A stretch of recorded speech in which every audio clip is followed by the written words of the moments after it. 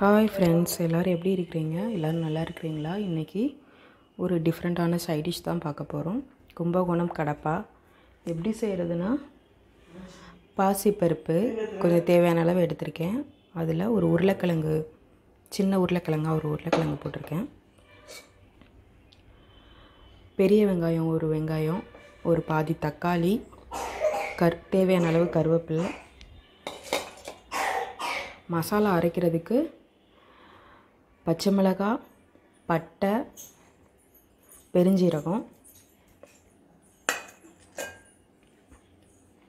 தேங்காய், ஒரு ஸ்பூன் பொட்டுக்கடலை, ஒரு 4-5 கேஷ்யூ நட்டு, இஞ்சி, பூண்டு. அவ்வளோதான் இது தேவையானது. இப்போது இந்த பருப்பையும் உருளைக்கிழங்கையும் ஒரு 4 விசில் போட்டு வேக வைக்கணும்.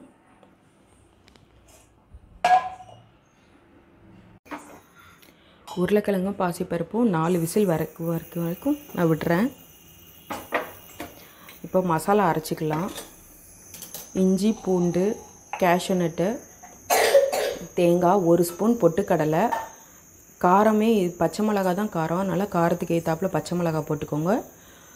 ஒரு துண்டு பட்டை, பெருஞ்சீரகம் ஒரு ஸ்பூன். அவ்வளோதான். இதை நான் நைஸாக பேஸ்ட் பண்ணி எடுத்துகிட்டு வந்துடுறேன். பருப்பு வேக வச்சு எடுத்து வச்சிட்டேன். இப்போ ஒரு கடாய் வச்சுக்கலாம்.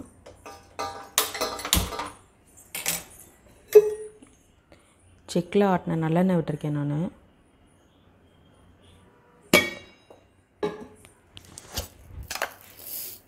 தேவையான அளவு கடுகு உளுந்தம் பருப்பு போட்டுக்கலாம்.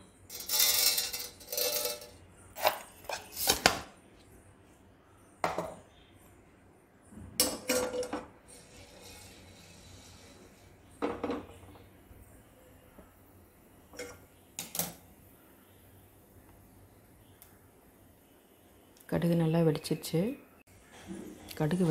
வெங்காயம் போட்டுக்கிறேன்.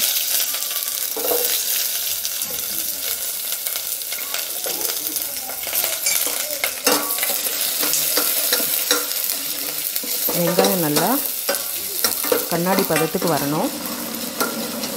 இது ரொம்ப சிம்பிளான சைட் டிஷ்ஷு. வெங்காயம் நல்லா கண்ணாடி பதத்துக்கு வந்துடுச்சு. இப்போ நான் கருவேப்பிலையும் தக்காளியும் போட்டு, தக்காளி நல்லா மசியணும்.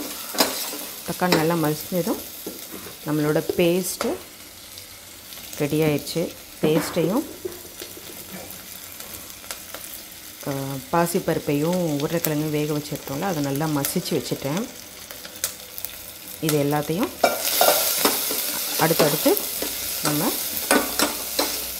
நம்மளோட குருமாவில் ஆட் பண்ணிக்கலாம்.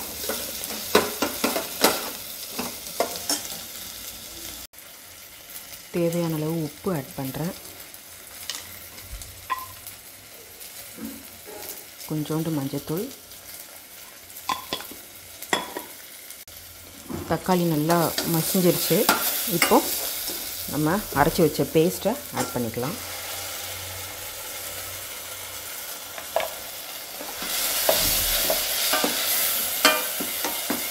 பச்சை மிளகா தான் காரம், உங்களுக்கு தேவையான அளவு பச்சை மிளகா ஆட் பண்ணிக்கோங்க. இது ஒரு பெஸ்ட்டான சைட் டிஷ். சப்பாத்தி, தோசை, இட்லி, பூரி நல்லாயிருக்கும்.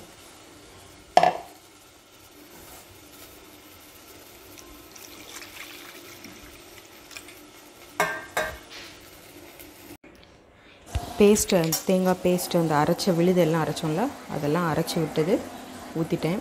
அது லைட்டாக இப்போ கொதி வர ஆரம்பிக்குது. இப்போது நம்மளோட பருப்பை ஆட் பண்ணிக்கலாம்.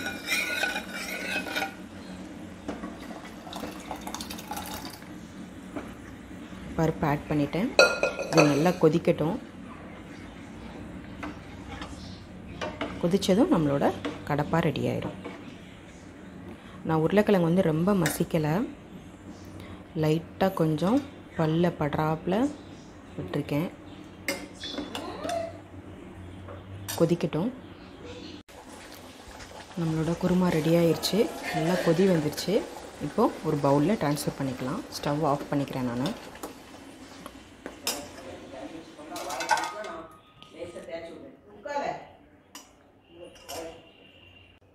கும்பகோணம் கடப்பா ரெடி ஆயிடுச்சு.